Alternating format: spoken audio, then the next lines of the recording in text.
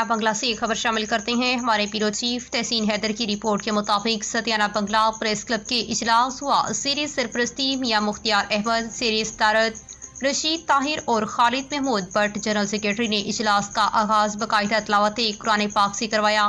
اجلاس میں press club کے تمام عہدیداروں میں ظفر حسین کھوکھر، عبدالسلام جمیل، ملک عمران چودھری، نتیم مصطفیٰ، میاں ذیشان، تحسین حیدر، جمیل بھٹی نے اپنے خیالات کا اظہار کرتے ہوئے کہا کہ ستیانہ بنگلہ میں بڑھتی ہوئی وارداتوں کو مقامی پولیس کنٹرول کرنے میں ناکام نظر آ رہی ہے۔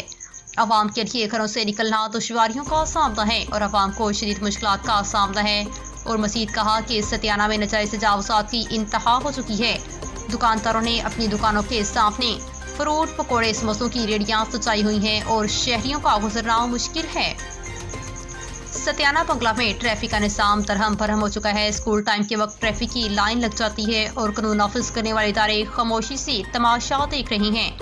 پریس کلب کے عہدیداران نے یقین دہانی کروائی کہ وہ ستیانہ کی ترقی اور خوشحالی کے لیے کسی سے پیچھے نہیں۔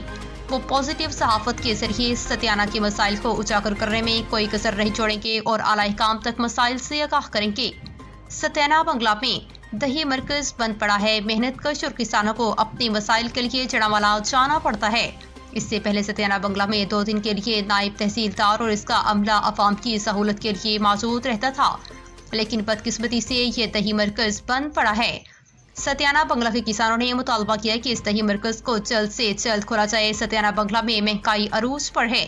قانون نافذ کرنے والے ادارے خاموشی سے تماشا دیکھ رہے ہیں۔ کسی دکاندار کے پاس ریٹ لسٹ موجود نہیں ہوتی اور وہ ریٹ لسٹ کے مطابق گاہک کو اشیاء فروخت کرتا ہے، اپنی من مرضی کے ریٹ لگاتا ہے۔ پریس کلب ستیانہ کے عہدیداران نے کمشنر فیصل آباد اور اعلی حکام سے مطالبہ کیا ہے کہ مسائل کو جلد حل کیا جائے۔ اجلاس کے آخر میں ملک پاکستان کی خوشحالی اور امن کے لیے دعا کی گئی اور ریفریشمنٹ کا بھی اہتمام کیا گیا تھا۔